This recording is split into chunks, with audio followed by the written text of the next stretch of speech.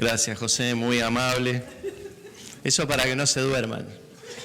¿Cómo están? Muy bien. Bueno, un placer enorme poder estar compartiendo nuevamente este tiempo y sería bueno que, como bien decía José, y lo que vamos escuchando, sigamos tomando dimensión de lo que estamos haciendo y de qué se trata, ¿no? Miren, el título parece bastante obvio, pero la verdad que no lo es tanto. Familias como instrumentos de justicia multiplican lo eterno. En primer lugar, por lo que estamos entendiendo, todo lo que Dios diseñó es para que seamos instrumentos de justicia. Amén. Nuestro cuerpo como instrumento de justicia, nuestro trabajo como instrumento de justicia, nuestra familia, y todo lo que está en lo que estamos vinculados debiera ser instrumento de justicia. Ahora, cuando hablamos de familia, y por eso está en rojo, familias, si quiere resumirlo, familias multiplican lo eterno, familias según el diseño de Dios. Porque partimos de la base de que cuando hablamos de familia en este ámbito estamos entendiendo que la familia fue diseñada por Dios. Y si fue diseñada por Dios, el multiplícate del Génesis debiera resonar fuertemente en nosotros para entender que fuimos llamados a multiplicar lo eterno. Cuando Dios le dice multiplícate, esto es antes de la desobediencia, es antes de que el primer matrimonio hubiera fracasado en el propósito de Dios. Y Dios le había planteado multiplicar eso, multiplicar lo eterno, ese ámbito, Cristo como el árbol de vida en el centro del huerto del cual debían comer y demás, tema que no me voy a meter mucho hoy, pero familias, según el diseño de Dios, multiplican lo eterno. Debiera ser así, pero si me alcanza el tiempo vamos a tratar de ver algunas cosas para darnos cuenta cuánto estamos multiplicando lo temporal en las generaciones. De hecho, por las evidencias podemos ver tanto en la sociedad como dentro de las familias cristianas, dentro de la iglesia, tristemente, que multiplicamos otra cosa y no lo eterno. Y si estamos como estamos es por lo que venimos multiplicando en las generaciones. ¿Y cómo estamos? Y de nuevo, yo no voy a ser tan, con la altura que habla Ben, no les voy a insultar ni nada por el estilo. Ni tampoco quiero que entienda esto como un golpe en la nuca, ¿no? Como los argentinos decimos un mazazo, ¿no? Como ese martillo grande que se usa para romper cosas, bueno, un mazo en la cabeza, no. Pero sí necesitamos involucrarnos como parte de un diagnóstico generacional que nos involucra, sí o sí, no estamos criticando ni juzgando a nadie, y al involucrarnos tomar medidas y hacer un pensamiento reflexivo, maduro, adulto, para ver cómo podemos trabajar para que de aquí en más sí multipliquemos lo eterno. Porque, por ejemplo, si usted le dice a su hijo, no estudies esto porque esto no te da dinero, ¿qué está multiplicando usted? ¿Está multiplicando lo eterno o está multiplicando lo temporal? ¿Está haciéndole creer que el proveedor de su hijo va a ser su trabajo o que el proveedor de su hijo va a ser Dios? Y es muy sutil, es una frase muy común en nuestra casa. Y somos cristianos, pero le estamos enseñando, sin darnos cuenta, a nuestros hijos un principio temporal. Entonces, que la familia multiplique lo eterno en las generaciones parece obvio, estamos llamados a eso, pero en realidad, como vamos a ver ahora, no lo es tanto. Mire, familias que multiplican lo eterno, si queremos ser realmente familias como instrumento de justicia, necesitaríamos entender por lo menos estas tres cosas trascendentes de nuestra vida. En primer lugar, ¿qué es el propósito eterno? En segundo lugar, ¿en qué pacto hemos nacido? Y en tercer lugar, ¿qué es el Evangelio?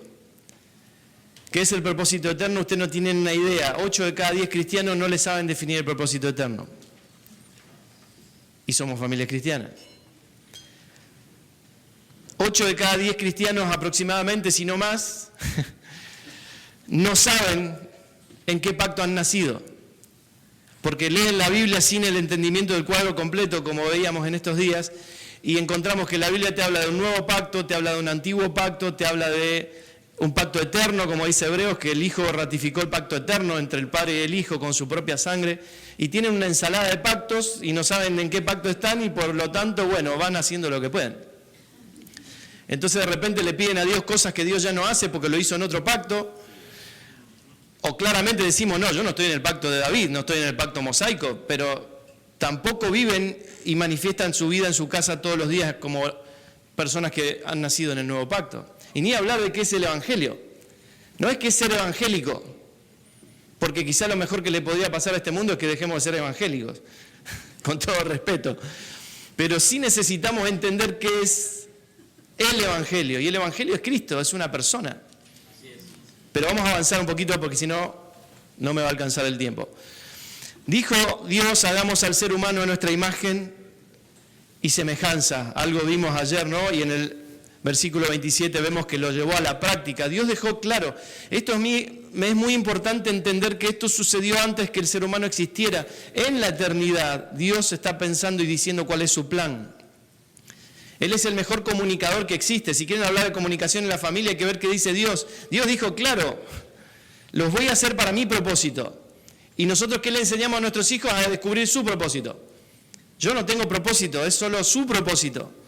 En todo caso, lo que vamos a tener son asignaciones dentro de ese propósito, para las cuales tenemos que estar atentos y escuchar al Señor y entrenar a nuestros hijos para esa asignación dentro del avance de su propósito eterno. El salmista decía, Jehová cumplirá su propósito en mí. Pero a nosotros nos gusta vivir por nuestro propósito para Dios. Lo disfrazamos como que es para Dios, pero en realidad es su propósito. Y Dios nos crea entonces claramente para que seamos su expresión. Su propósito eterno es darse a conocer. Su propósito eterno es que se lo vea a Él a través de nosotros, cosa que sabemos que el primer matrimonio no logró, ¿no? Así que Dios creó a los seres humanos a su propia imagen, a imagen de Dios lo creó hombre y mujer. Hizo un matrimonio. Cuando Dios lleva adelante su plan eterno, que es crear al ser humano para su propósito, a imagen y semejanza, los crea como un matrimonio, para que sean su expresión.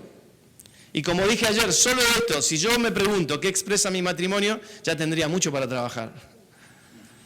Y ahí ya nos salimos de la psicología cristiana inclusive, o sea, estamos fuera de todo el humanismo, porque estamos llamados para expresar algo que no es humano, algo que es un misterio, algo que es espiritual. Somos su expresión.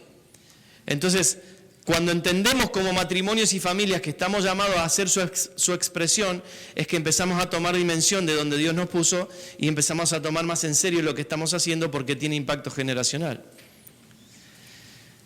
Entendemos que Adán, por la comida que comió, por creer la mentira, por hablar con quien no tenía que haber hablado, cambió su naturaleza. Esto es algo muy claro en las Escrituras, pero necesitamos volver a estudiarlo profundamente.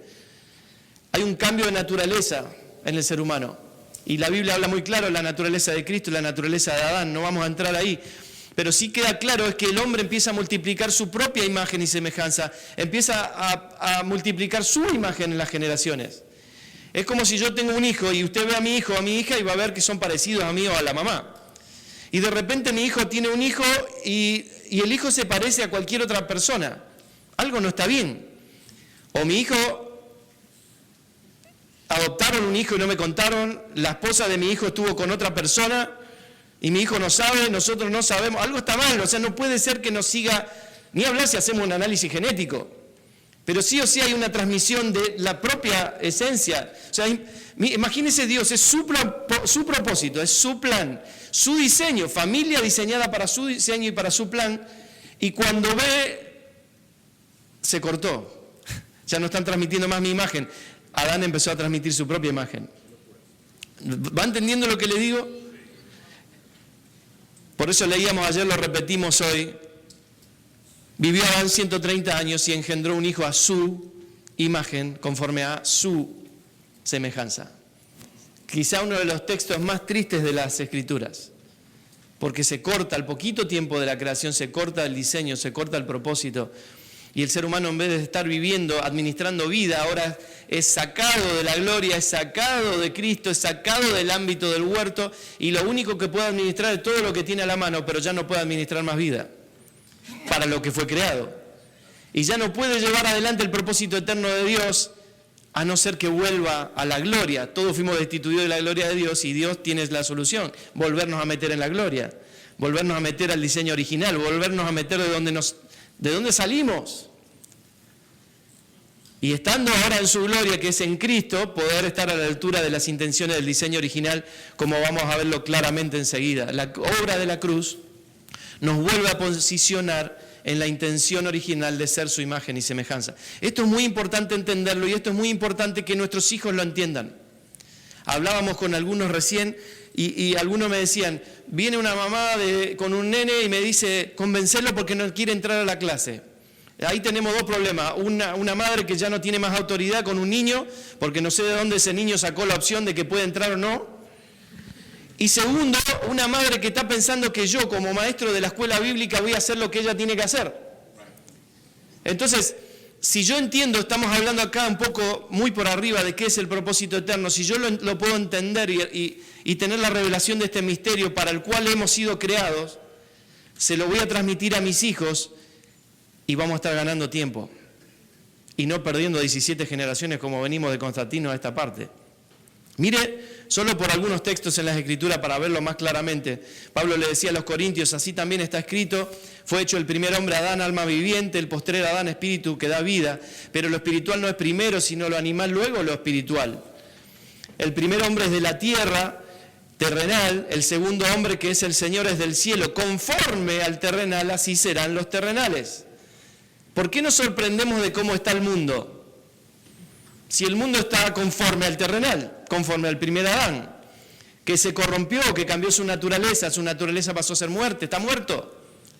¿Por qué me sorprende que alguien quiera abortar a su propio hijo en su propio vientre? Si es un muerto, ¿vieron la película de los zombies?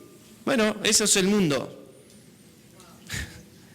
Zombies, muertos, caminando, buscando comer. Y lo gracioso es que quieren administrar vida. Y discutir con leyes si es vida o no es vida. O sea, perdónenme, pero es ridículo. Nosotros debiéramos tener esa discusión, porque estamos vivos. Primera Juan dice muy claro, el que tiene al Hijo tiene la vida, el que no tiene al Hijo no tiene la vida, punto. El tema es definir de qué estamos hablando. Por eso yo no me puedo sentar a discutir con alguien que no conoce al Señor, a hablar de vida, porque estamos hablando de dos cosas diferentes. Para él es vida todo lo que ve, toca o cree que vive, y para mí vida es Cristo. Entonces ya estamos hablando en AM y FM, no nos vamos a encontrar nunca.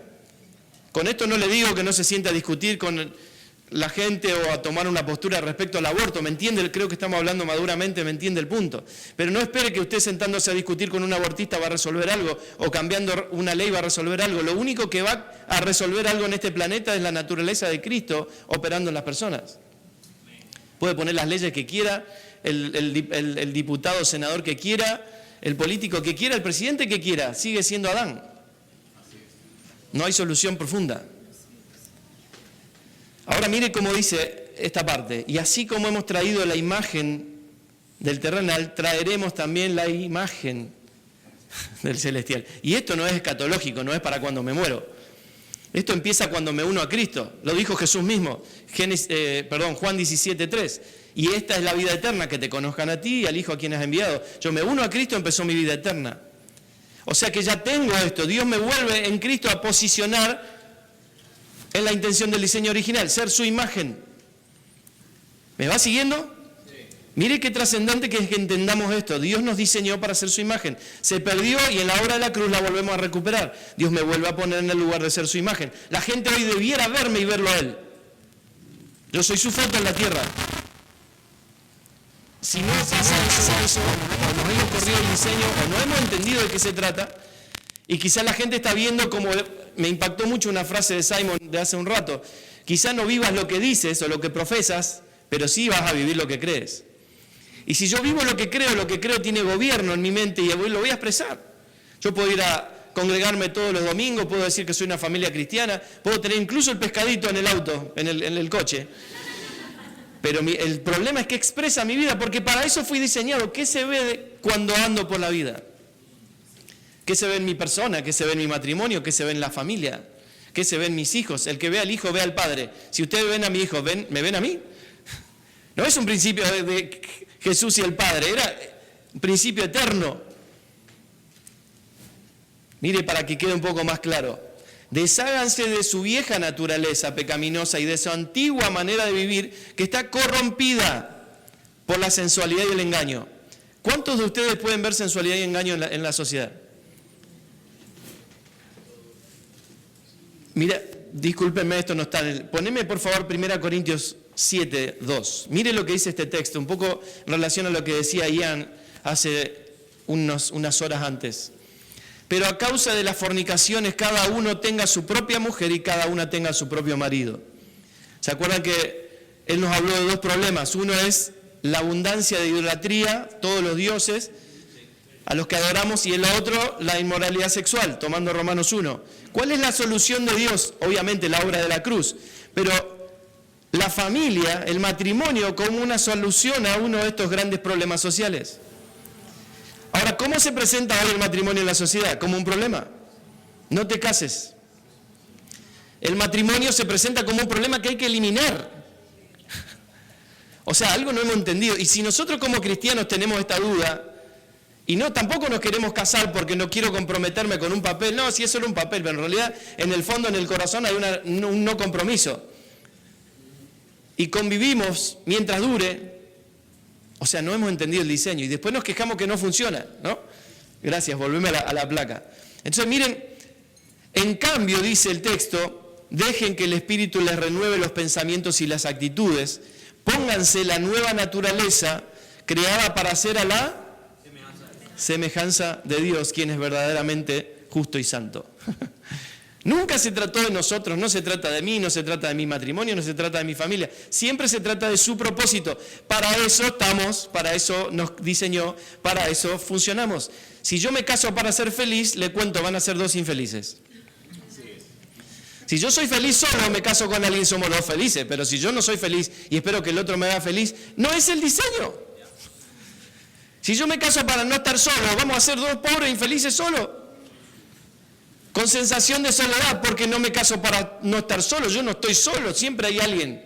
Incluso lo llamamos a los ministerios, ministerio de solos y solas. Nadie está solo. Perdón, ¿no? Sería en todo caso ministerio sin pareja. Estás sin pareja, no solos. Siempre hay alguien alrededor tuyo porque Dios nos diseñó para habitar familia. Siempre hay un tío, un abuelo, una mamá, un amigo, alguien que cumple el rol de familia.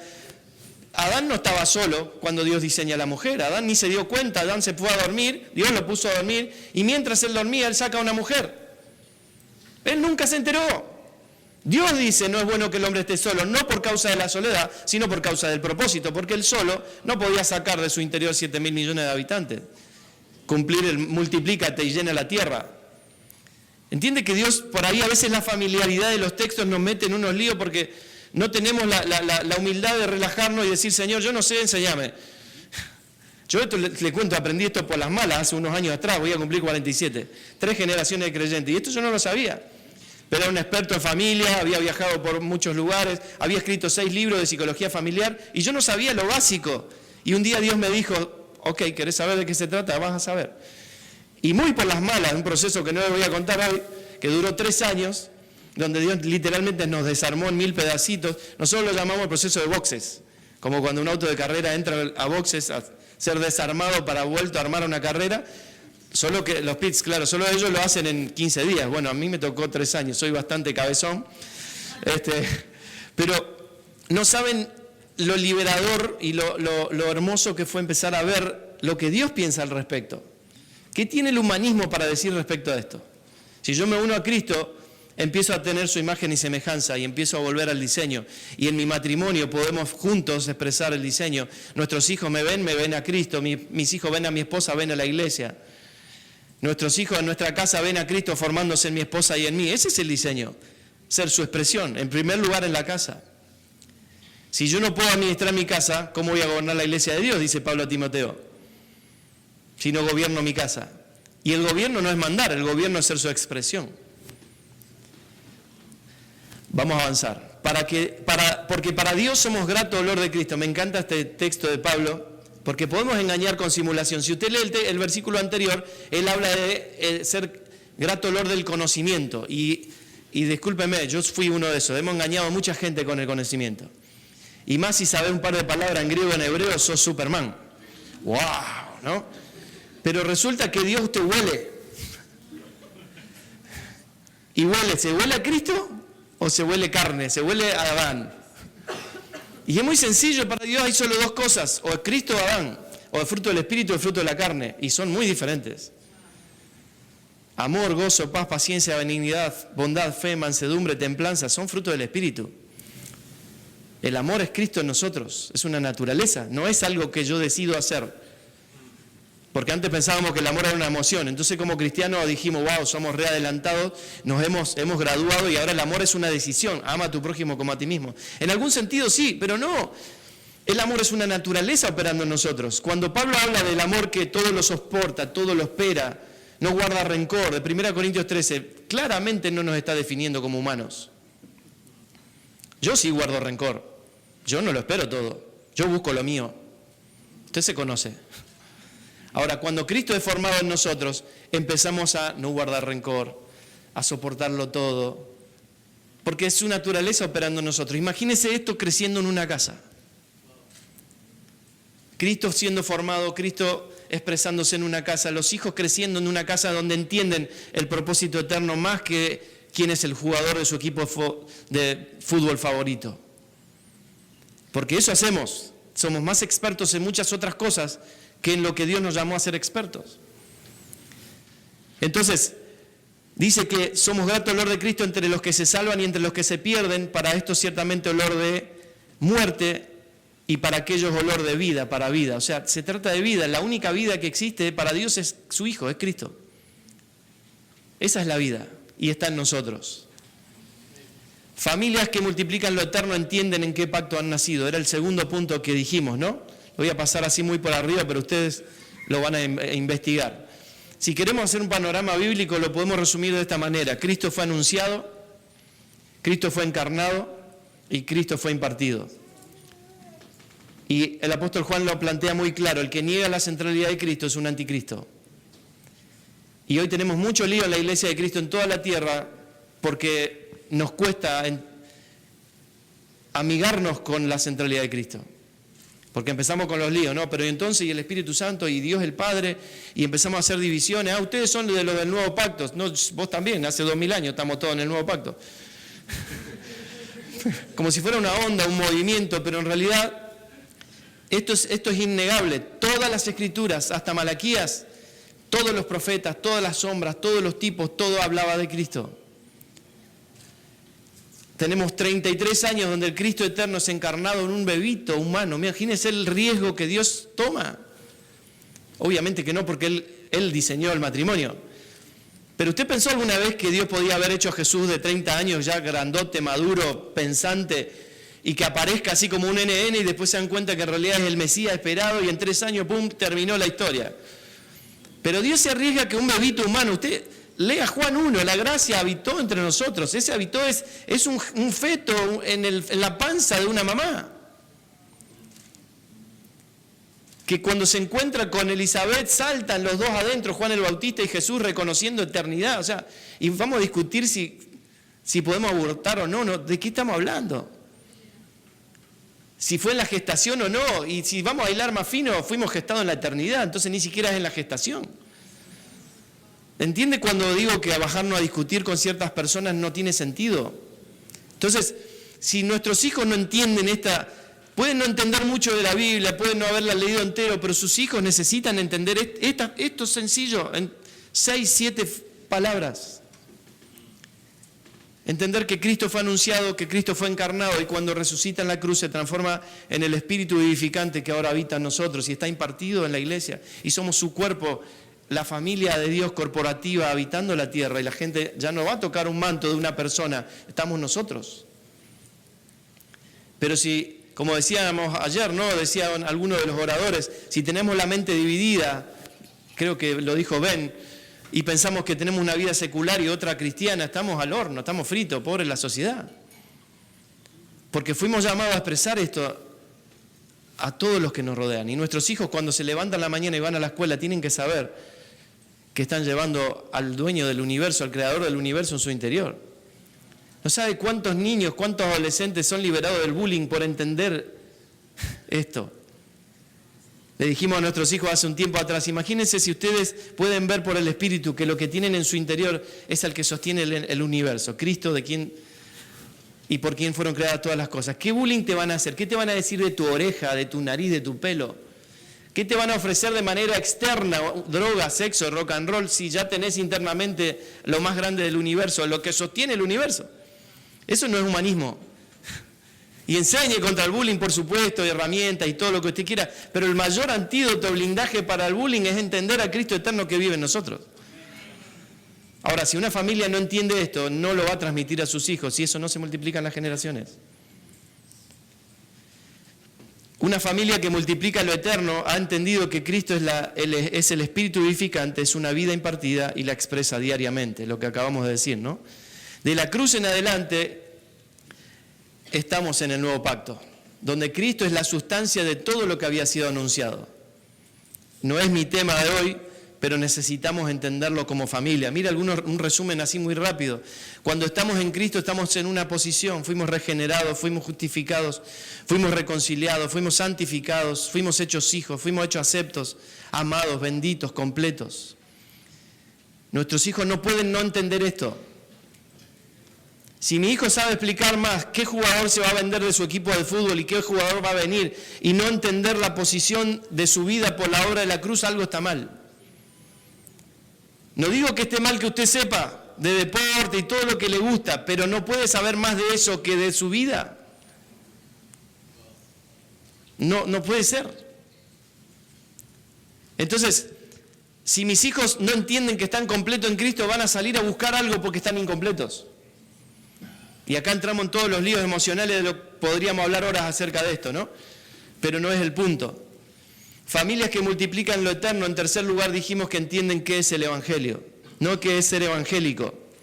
Dice Pablo a los Gálatas: me asombra que tan pronto estén dejando ustedes a quien los llamó por la gracia de Cristo para pasarse a otro evangelio. No es que haya otro evangelio, sino que ciertos individuos están sembrando confusión entre ustedes y quieren tergiversar el evangelio de Cristo. Y Pablo está hablando de esto hace 60 años, en el año 60 después de la cruz, después de Cristo, ¿va? O sea, poquitos años después de la cruz. Nosotros estamos hace 2000 años después de la cruz. Y sea sincero, ¿cuántos evangelios hay hoy? ¿Cuántas divisiones usted se imagine que hay en la tierra? Algunos dicen como, no sé si Johnny me puede, como 45.000 divisiones. Ahora, el evangelio es uno solo, Cristo es uno solo, Cristo no es polígamo, tiene una sola iglesia. Hace un tiempo atrás, mi hijo mayor me preguntaba: papá, ¿qué onda eso de los pentecostales, los bautistas? Y me empezó a preguntar sobre algunas divisiones, y por un momento pensé, ¿cómo no sabes? Pero por otro, me alegré, qué bueno que esté escuchando una generación que ya no le importa la división denominacional, y que pueda entender que somos una sola iglesia, y que no es un salón, somos las personas en las que Cristo está siendo formado en nosotros en todo el mundo, piedras vivas. Y es una iglesia, y es muy grande, y es muy poderosa. Pero nosotros nos quedamos mirando lo temporal. Por eso le digo, decir que las familias multiplican lo eterno parece que es verdad, pero si nos ponemos a revisar responsablemente, nos vamos a llevar una sorpresa. Estamos transmitiendo temporalidad. Si yo mido la iglesia por la cantidad de gente que se congrega conmigo, estoy al horno. Mire, nosotros por obediencia al Señor, hasta diciembre estuvimos en una congregación que tiene más o menos unos 7.000 asientos y éramos parte del equipo pastoral. Y después de muchos años, porque de los 12 años que el Señor me viene llamando y yo me escapé y me hice mi plan, hace unos años empezamos a obedecer. Y en enero arrancamos una obra nueva, una congregación nueva, por obediencia al Señor. ¿Y sabe cuánta gente tiene esa congregación? Y en obediencia a nuestros líderes fuimos a la casa, nos empezamos a reunir en casa, pasamos gente de la congregación para no hacer una división, y en obediencia a nuestros apóstoles nos fuimos a una casa. Me paraba a predicar delante de 7.000, y hoy me siento en la mesa de mi casa a predicarle a 20. Y empezamos a abrir casas de familia, casas iglesia. Y cuando Dios lo disponga abriremos un lugar público, pero de repente hoy son casas. ¿Cómo mido el éxito? Si yo le predicaba a 7.000 y ahora estoy predicándole a 20. ¿Me entiende que no puedo verlo desde el plano temporal? Mis hijos, sentados en la misma mesa el jueves o esta noche, ahora en un rato hay reunión en mi casa. Y nuestros hijos, 17 y 14 años, están abriendo la casa para que venga la gente a comer, y hay una persona encargada de servir la mesa y comer a Cristo. ¿Por qué mis hijos pueden hacer eso y no sufrir que no están en un grupo adolescente de 500 chicos, amigos de ellos? Porque entienden lo eterno y entienden que estamos dándole de comer a Cristo a las personas. Y no importa si está el papá o no, ellos van a abrir la casa hoy y la casa se va a dar de comer a Cristo. Entonces yo mido que hay 7.000 personas sentadas, o tengo que ver en lo eterno cuántas de esas personas entienden el nuevo pacto, entienden el Evangelio, entienden cuál es el propósito eterno. Si yo tengo 7.000 personas y ninguno entiende estos 3 puntos, estamos fritos. Ahora tengo 100 que entienden qué es el nuevo pacto, qué es el evangelio, qué es el propósito eterno, y usted tiene 100 que van a revolucionar su país. ¿Me entiende de qué estamos hablando? Pero eso empieza en la casa. El primer discípulo que yo tengo en mi casa, y por favor no es su esposa, no quiera discipular a su esposa, en algún sentido sí, pero las esposas que son el Espíritu Santo personal, el hombre le encanta, ¿viste? Codear al hombre, darle el pellizcón por abajo de la mesa porque está diciendo algo desubicado. Veo que conocen algunos que hacen esto, ¿no? Yo sé que acá no pasa, pero en Argentina pasa. Pero mi función es discipular a mis hijos. Si yo puedo entrenar a mis hijos en este entendimiento, estoy discipulando a mis hijos. Y eso me da la autoridad para discipular a más personas que vienen a comer a Cristo a mi casa. Ahora, si yo no hablé con mis hijos lo que el jueves me siento en una mesa a enseñar, algo no está bien. Mis hijos no se pueden llevar una sorpresa cuando yo me subo a predicar a algún lugar, porque ellos ya lo escucharon, es permanente. Es como le dije ayer, enseñándole a hervir el fideo, le enseño que no puede hacer nada por su propia cuenta, tiene que obedecer. La obediencia se enseña, porque la autoridad fue delegada por Dios en los padres, no en el hijo. Por eso el hijo nunca puede decir, no quiero entrar a esta reunión. No tiene esa autoridad, yo tengo la autoridad. Y me fue delegada para preservarle la vida. Por eso usted no le deja subirse a su hijo en una moto sin un casco y andar a toda velocidad, porque preserva su vida. El Evangelio es Cristo, no son frases, no son dogmas, no son doctrinas, no son ritos, no son costumbres, no son tradiciones. Es más, lea Colosenses, Pablo le dice que nadie le juzgue por estas cosas porque todas estas son solamente reflejo de lo que viene y la verdadera sustancia es Cristo. Todo esto es Cristo.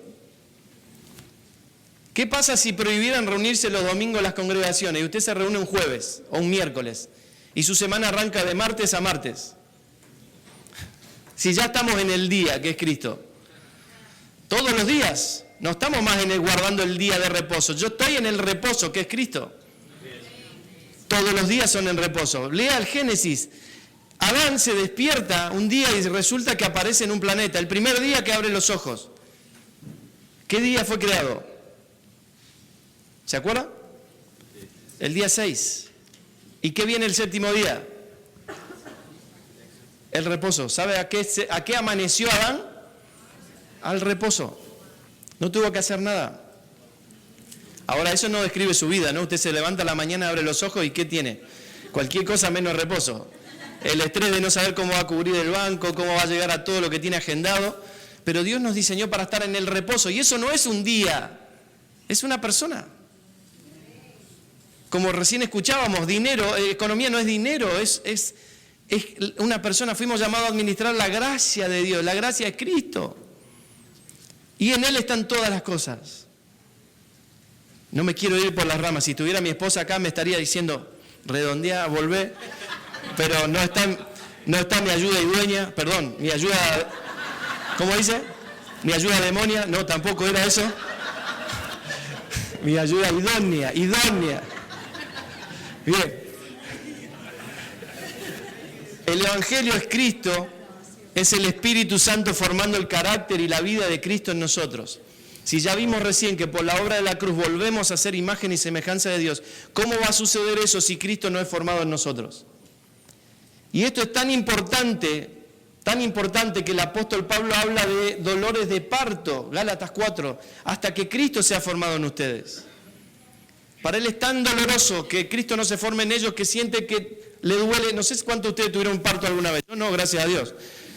Pero tuve 4 veces cólicos renales, piedra en los riñones, que es muy parecido.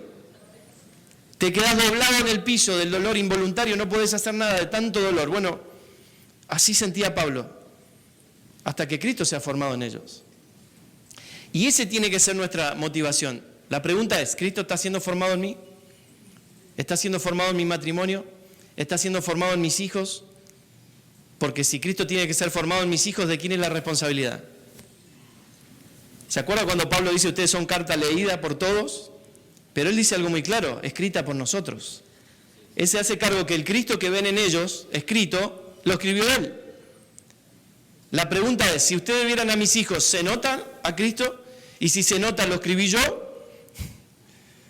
porque la responsabilidad me la puso el Señor a mí. Mire lo que dice Colosenses: vístanse con la nueva naturaleza y se renovarán a medida que aprendan a conocer a su Creador y se parezcan más a Él. ¿Ve que vamos leyendo todo el tiempo Génesis 1:26 en todas las escrituras? En esta vida nueva, no importa si uno es judío, gentil, si está o no circuncidado, si es inculto, incivilizado, esclavo libre, Cristo es lo único que importa y Él vive en todos nosotros. Solo rapidito, mira algunos otros evangelios que se propagan dentro de la familia. El evangelio de los milagros o sanidades, que por supuesto que el evangelio incluye todo esto, pero no ese es el énfasis. Porque usted puede dividir muy fácilmente los evangelios. Uno, el único, el verdadero, es cristocéntrico. Y todos los otros evangelios, que la lista puede ser más larga que esta, son antropocéntricos, centrados en el hombre. Todo lugar donde usted escuche una oferta a la necesidad del hombre, es otro evangelio. Yo le estoy diciendo que Cristo no lo va a sanar, que el Señor no lo puede sanar, sí. Pero miren, ¿cuánta gente se sanó caminando con Jesús? ¿Y cuánta gente estuvo con Él frente a la cruz? El evangelio se trata de la cruz. Los milagros, el pueblo de Israel vivió 40 años de milagro en milagro, fuego, nube, agua, llovía pan, porque si hay algo que Dios no tiene problema con los recursos, ¿no? Diría el apóstol Ben, que llueva pan, y llueve pan. Sus zapatos no se gastaron durante 40 años en el desierto. ¿Cuánta gente entró a la tierra prometida? ¿Entiende? O sea, sí los hay, pero no es el punto. La salvación como cielo e infierno, ¿no? Todo el mundo predica convertite porque si no te morís te vas al infierno. Y predicamos un evangelio del miedo, como si la cruz fuera un ticket para ir al cielo, y la cruz es mucho más que eso. Eso sería, para que usted entienda, como la frutilla del postre, se dice así acá, la frutilla de la torta. Y si usted no tiene torta, ¿dónde pone la frutilla? O sea, si estamos hablando de que la salvación es solo la frutilla del postre, necesitamos entender todo el resto del postre. La solución a problemas. Cristo es la solución. Sí, pero ¿a qué problema? Problema de naturaleza, no problema de tu matrimonio. ¿Qué pasa si venís a buscar al Señor porque tu matrimonio está mal y cuando no lo hace, ¿qué haces? Te enojás y te vas. O si venís por tu matrimonio y se soluciona, te vas porque ya no tenés problema, no necesitas a Dios. Son enfoques equivocados porque Dios nunca nos ofreció eso. Da lo mismo, cuando yo veo al Señor, mire el apóstol Pablo, cuando él vio a Cristo su vida cambió para siempre, pero no empezó a ir de gloria en gloria, terminó decapitado en una cárcel en Roma. Entonces da lo mismo si Dios me prospera o no, si me va bien o mal, temporalmente, porque en realidad cuando yo entré, me uní a Cristo y mi hijo necesita entender esto. Dios no te va a sacar de las drogas para llevarte a Cristo, Dios te sacó de Adán y te puso en Cristo. Te sacó de tinieblas y te puso en Cristo. Te sacó de enemistad y te puso en reconciliación. Te sacó de huérfano a hijo. Ese es el verdadero problema que se soluciona. Los demás problemas temporales da lo mismo. No importa, son solo una lista larga que podemos hacer para darle cara al mismo problema, naturaleza. Ahora, si mi hijo no entiende esto, va a crecer buscando solucionar problemas equivocados. Y va a estudiar una profesión para solucionar un problema que la gente en realidad no tiene. Ahora, si a través de ese problema le está siendo una herramienta para solucionar el verdadero problema de las personas, que es su naturaleza, bienvenido sea. Pero no por prestigio ni por hacer dinero, lo va a hacer para ser colaborador de Dios en el avance de su propósito eterno. ¿Me va entendiendo el punto? El evangelio de los principios bíblicos. ¿Cuánta gente vive por principios bíblicos pero no conoce al Señor? Ser experto en la tiniebla ni le cuento. Parece que como que da más prestigio, ¿no? Si yo sé algunas cosas, algunos nombres, algunos demonios, pero es engaño. El tipo que te conociste que se llama, no sé, Pirulito, mañana te engaña y te cambia el nombre. Yo sé el nombre del demonio que opera en esta ciudad. ¿Qué me importa el demonio que opera en esta ciudad? No fui llamado a eso. Mayor es el que está en mí que el que está en el mundo. Ahora somos expertos en la tiniebla, en el inframundo, en la estratosfera, le clavamos la espada al lago de no sé qué. Miren, es tragicómico. Bien daba el ejemplo el apóstol Ben del billete de $20. Yo no tiro el falso. Pero ¿saben qué es lo peor? Nosotros nos queremos especializar en todo lo falso y no conocemos el verdadero. Pregúntele a un bancario, ¿cómo sabe cuáles son los falsos? Porque está tan entrenado en el verdadero que así le traigan 50 falsos, lo descubre. No pasa. ¿Por qué? Porque conoce el verdadero. Nuestro llamado es conocer de Cristo, no conocer de las tinieblas. Soy llamado a conocer la luz, no las tinieblas. Experto en la luz. Yo no me pongo en el living de mi casa a reprender en el nombre de Cristo que se vaya a la oscuridad. Voy, enciendo la luz, toco la tecla y la luz aparece. Cuanto más luz hay en nosotros, menos tinieblas va a haber. No es reprendiendo, es que haya luz. Y nuestros hijos necesitan ser expertos en la luz, no expertos en las tinieblas. El Evangelio de la Prosperidad, bueno, no voy a hablar de esto, Ben lo habló muy bien hace un ratito nada más. El Evangelio es la semilla de Cristo en el Espíritu, no mejora la naturaleza adámica, sino que busca su muerte, ofrece una nueva naturaleza. Nuestros hijos necesitan entender esto. Miren, nuestros hijos van a un campamento y ¿saben qué le enseña el líder? Le da un ejemplo, le dice, estabas en el medio de la ruta, venía un bus que te iba a chocar, vos te estabas atando los cordones, no te das cuenta, Jesús está afuera, movido a misericordia, corre, te empuja y el bus lo tira, lo choca a él. Y el líder le dice, eso es lo que pasó en la cruz, Cristo murió en tu lugar porque te ama. ¿Cuántos escucharon más o menos una historia parecida así? ¿Sabe cuál es la verdadera historia? Era Jesús el que estaba en el medio de la ruta y el bus lo iba a chocar y él nunca se enteró. O lo sabe, sí, porque sabe para qué vino. Y usted está afuera, no le va a pasar nada, y Jesús lo mira, se mueve a misericordia, corre, lo agarra, lo trae al centro de la ruta y los mata a los dos. Y Jesús resucita, porque Él es la resurrección y la vida, lo mira y le dice, ok, si ahora querés vivir la vida, vas a vivir mi vida.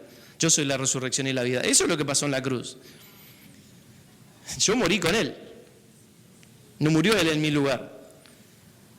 Pero nuestros hijos necesitan entender esto, porque si no están entendiendo otro evangelio.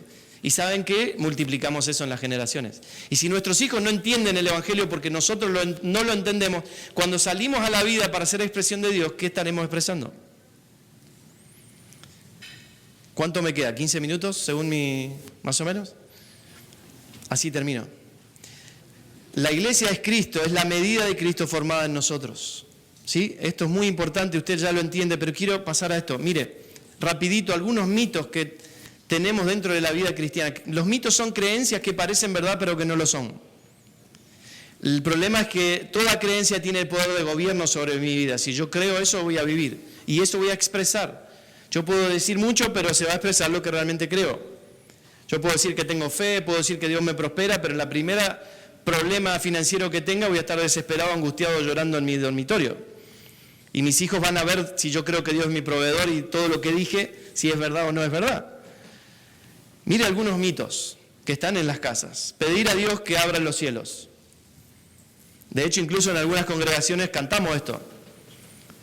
Y algunas congregaciones más avanzadas se llaman cielos abiertos, el cartel en la puerta de cielos abiertos, pero adentro cantan que se abra el cielo. Es como una pequeña contradicción. Cuando en realidad Dios ya abrió los cielos hace 2000 años. Los cielos no están cerrados. Acá podríamos hablar mucho, no quiero entrar en ninguna discusión teológica, pero sus hijos no pueden seguir creyendo que Dios va a abrir el cielo que está abierto. O va a derramar bendiciones hasta que sobreabunde abriendo los cielos, porque eso era en el antiguo pacto, en el nuevo pacto ya lo hizo, en la obra de la cruz. El tema de las prioridades, ¿cuán común es? Y lo hemos escuchado una y otra vez, le enseñamos a nuestros hijos a poner a Dios en primer lugar. Si Dios ocupa el primer lugar es porque hay otros lugares que Él no ocupa. Y podría tranquilamente no ocupar el primer lugar y pasar a otro lugar o ni siquiera estar en la lista. Cuando en realidad, entendiendo la obra de la cruz, yo ya no tengo más vida, ya no vivo yo, más vive Cristo en mí. Ahora toda la vida es de Dios. Él ocupa todo el lugar, no el primer lugar.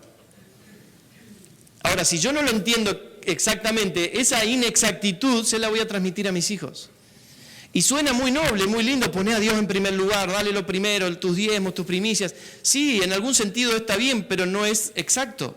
Porque la exactitud es que yo estoy llamado a morir cada día y que viva Cristo en mí. Y si vive Cristo en mí, toda la vida es de Él. En todo tiempo, en todo lugar, Él ocupa siempre el primer lugar, porque Él es el único lugar. Es la única prioridad que hay. ¿Me va entendiendo? Diezmar para ser bendecido, ni hablar, el trueque, ¿no? Y no voy a entrar porque ya lo habló muy bien Ben y seguramente lo vamos a seguir escuchando en otro momento, pero no hay trueque con Dios, ya fuimos bendecidos. Y el diezmo es una expresión natural de la naturaleza que opera en mi interior, la generosidad de Dios, que es Cristo en mí. Y como bien lo dijo Ben, doy el 10 y es un indicativo de mi actitud espiritual. Doy el 10, pero el otro 90 sigue siendo de Dios y solo soy llamado a administrarlo. El 100 es de Él. Guardar lugares, ritos o días, ya lo dije recién, pelear para que el diablo me... Esta es una cosa muy graciosa, tragicómica en realidad.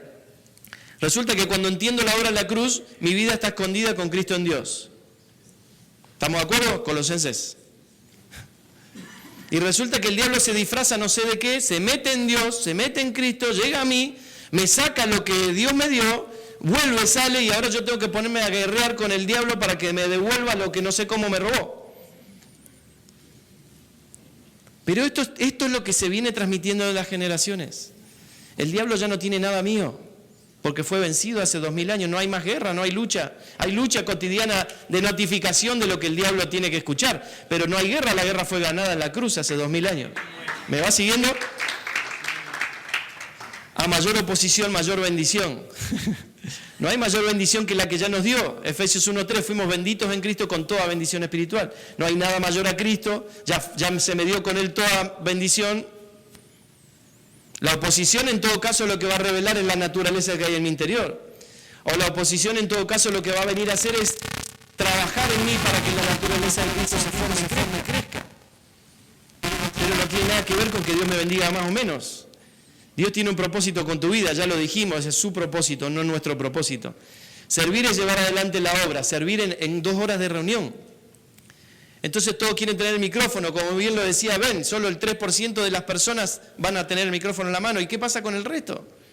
Y hacemos las jerarquías y luchamos por llegar a lugares donde consideramos que tienen más poder o prestigio o renombre. Y en realidad al servir a Dios somos sacerdocio real, servimos a Dios todos los días, todo el tiempo, las 24 horas de todos los días. Pedir que Dios nos acompañe. Me acuerdo una vez alguien me dijo, no dejo la agenda en el asiento de al lado porque va Jesús conmigo ahí. Pongo la agenda en el asiento trasero y es también tragicómico. Oramos que el Señor nos acompañe cuando salimos de acá. No, el Señor se va a quedar y no te va a acompañar. El Señor está en mí. Estamos perdidos. ¿Cómo le voy a pedir algo que ya está hecho? Él vive en mí. Va conmigo todo el tiempo a todo lugar. Hasta cuando estoy frente a la computadora viendo y haciendo algo que no tengo que hacer, está Cristo en mí. Lo estoy deshonrando. Los pastores o líderes más ungidos, ¿no? Que me ore alguien. Bueno, no voy a seguir porque usted conoce todo esto. Familias que multiplican lo eterno desarrollan emocionalmente a sus hijos y con esto le prometo que termino en unos minutos. Y esto es muy importante y le estoy hablando como psicólogo en este momento. Nosotros hemos creído, y podría hablarle de muchas cosas, de los vínculos necesarios para el desarrollo emocional del hijo. Necesita el vínculo entre papá y mamá, necesita un buen vínculo padre-hijo, madre-hijo, está perfecto, todo eso es verdad. Necesita un ambiente estable, pero Dios nos llamó a mucho más que eso, a mucho más que eso. Mire lo que dice el apóstol Pedro, obteniendo el fin de vuestra fe, que es la salvación de vuestras almas. Los profetas que profetizaron de la gracia destinada a vosotros inquirieron y diligentemente indagaron acerca de esta salvación, escudriñando qué persona y qué tiempo indicaba el Espíritu de Cristo que estaba en ellos, anunciando de antemano los sufrimientos de Cristo y las glorias que vendrían tras ellos. Se les reveló que no para sí mismos, sino para nosotros, administraban cosas que ahora os son anunciadas por los que han predicado el Evangelio por el Espíritu Santo, enviado del cielo, cosas en las cuales anhelan mirar los ángeles. Yo no sé si usted toma dimensión de lo que dice acá. Lo que otros quisieron en otro tiempo no lo tenemos nosotros. Lo que hasta los ángeles quisieran vivir, lo vivimos, lo tenemos nosotros. Qué triste es no saberlo y no multiplicarlo en las generaciones. Pero una de las cosas que me llama la atención es cuando dice que el fin de la fe es la salvación de nuestras almas, no la salvación del espíritu. Porque el espíritu ya fue regenerado. Cuando me uno a Cristo, en ese momento espiritualmente ya soy salvo, ya soy regenerado, soy santificado, soy justificado, soy hijo, soy adoptado, estoy completo en Él. ¿Saben cuál es el problema del ser humano? Que el alma no lo sabe. El alma son las emociones, la mente, la voluntad. Y le hago rapidito así para que usted me entienda. Cuando Dios crea al primer ser humano, lo hace de la tierra con sus propias manos, y cuando sopla aliento de vida en su nariz, en ese momento Dios es espíritu, transmite aliento, espíritu al ser humano. Carne y espíritu no se pueden mezclar, tierra y espíritu no se pueden mezclar, y se crea en ese momento el alma del ser humano, que tiene las dos cosas. Si usted lo investiga aún científicamente, el alma tiene un aspecto que es emocional, que lo trabajamos los psicólogos, que no sabemos bien dónde está, pero usted siente el impacto. Si está angustiado, le molesta el estómago, se estresa, se le contracturan los músculos de la espalda, tiene miedo, tiemblan las rodillas, está todo mezclado. Y hay un aspecto del alma, de las emociones del ser humano, que tiene que ver con las neuronas, con las uniones sinápticas, con la transmisión de información de neurona a neurona, que sí sabemos dónde está en el cerebro, se puede tocar, se puede manipular con un medicamento. O sea, mire cómo el alma tiene las dos cosas, parte del espíritu y parte del cuerpo.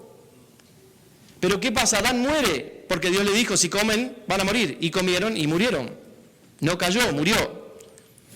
Y cuando murió espiritualmente. Entonces, ¿qué quedó? Alma y cuerpo. ¿Qué pasó a tomar el gobierno del ser humano? El alma.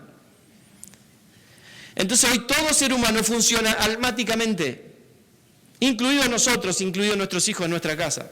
Por eso quieren hacer todo lo que sienten, lo que le vienen ganas. Vea las publicidades, vea las canciones, todo apela al alma. Ahora Dios me está diciendo acá por el apóstol Pedro que el fin de la fe es la salvación de mi alma. ¿Cómo funciona eso rapidito? Dios mismo, el Dios de paz, lo santifique por completo y conserve todo su ser, espíritu, alma y cuerpo, irreprochable para la venida del Señor. No podemos dividir algo que Dios hizo como uno. Solo es para describir. Y es un orden que Dios estableció. Tenemos un espíritu, tenemos un alma y tenemos un cuerpo. Y la manera en que Dios diseñó que funcionemos es espíritu, alma y cuerpo. Que el espíritu gobierne sobre el alma gobierne sobre el cuerpo. Como el ser humano en Adán está muerto, no tiene el espíritu, ¿qué gobierna su alma? Ahora, cuando me uno a Cristo, mi espíritu vuelve a vivir, vivo, ahora experimento la verdadera vida. Pero mi alma, que viene configurada desde Adán, por ejemplo, con la escasez. Todo ser humano funciona de la escasez, le da valor a lo que es escaso. Y eso empezó en Adán. Ahora tenía que salir a trabajar, no tenía acceso a la gloria, no tenía acceso a Dios. Todo pasó a funcionar en base a necesidad y escasez. Entonces usted esto lo puede ver en cualquier dimensión, desde el pobre que le faltan los frijoles, como decíamos, le falta el pan, hasta el de Dubái, que tiene un automóvil que hay solo uno en todo el mundo. Escasez. Y tiene tanto valor porque es escaso. No tiene que ver con ¿me entiende el punto? El alma está configurada así. Por eso Dios en el espíritu nos configura para funcionar completos. Yo vuelvo a la gloria, ya no hay más relación con Dios desde la necesidad, porque ya no tengo más ninguna necesidad. Yo ahora soy esclavo de Cristo por amor, porque todas mis necesidades están suplidas. Entonces, el orden que Dios establece es espíritu, alma y cuerpo. Familias que multiplican lo eterno desarrollan a sus hijos con emociones gobernadas por la vida en el espíritu. Es mucho más que un desarrollo psicológico de sus emociones, de su autoestima. Tiene que ver con entrenar a nuestros hijos a conocer lo que tienen en el espíritu y que su alma viva de eso. Mire, Romanos 8 dice que en todas estas cosas, y menciona todas las tribulaciones, espada, hambre, desnudez, en todas estas cosas somos más que vencedores. Habla de un hecho, no dice siento. Y dice, sé que ni la vida, ni la muerte, ni ángeles, ni principados, ni potestades, ni lo presente, ni lo porvenir, no existe cosa creada que me pueda separar del amor de Dios en Cristo. Ahora estoy en Cristo, ya no importa si siento o no siento, si decido o no decido amar, ahora estoy en Cristo, el amor es un hecho. Y nada me puede separar de ese amor. Ahora, nuestros hijos necesitan entrenarse a ver esto. No importa si yo siento, porque miren lo ridículo que es lo que usted siente. Usted esta mañana se levantó, se miró al espejo, sobre todo las chicas, y en el mismo espejo que se vieron ayer, hoy se vieron hermosas, y ayer se vieron feas. Pero no vino ningún fantasma durante la noche a cambiar el espejo, fue el mismo espejo que ustedes se ven hace 30 años. O sea, algo cambió dentro de mi cabeza. Yo no puedo depender de las emociones, tengo que depender de mis convicciones. Si Dios dice, no importa lo que yo sienta. Por eso es tan necesario entrenar a nuestros hijos en esto. Y voy a terminar con este texto. Isaías 26:3 dice, tú guardarás en perfecta paz a todos los que en ti confían, a todos los que concentran en ti sus pensamientos. La paz es un sentimiento, ¿El amor es un sentimiento? Es una naturaleza. La paz es Cristo mismo. Ya está en nosotros. Él es nuestra paz. Ahora, ¿qué puedo hacer yo para mantenerme en paz? El texto está muy claro. Isaías es el profeta más mesiánico que más claramente habla del Mesías, de Cristo. Y me está diciendo que si yo concentro mis pensamientos en Cristo, voy a estar en completa paz. ¿Qué le tengo que enseñar a mis hijos? ¿Qué pensar? Entrenarnos como familias, entrenar a nuestros hijos y nuestras generaciones en qué concentran sus pensamientos. Termino con este ejemplo. Atendí hace poquito a una señora de Estados Unidos con pánico a subirse en avión.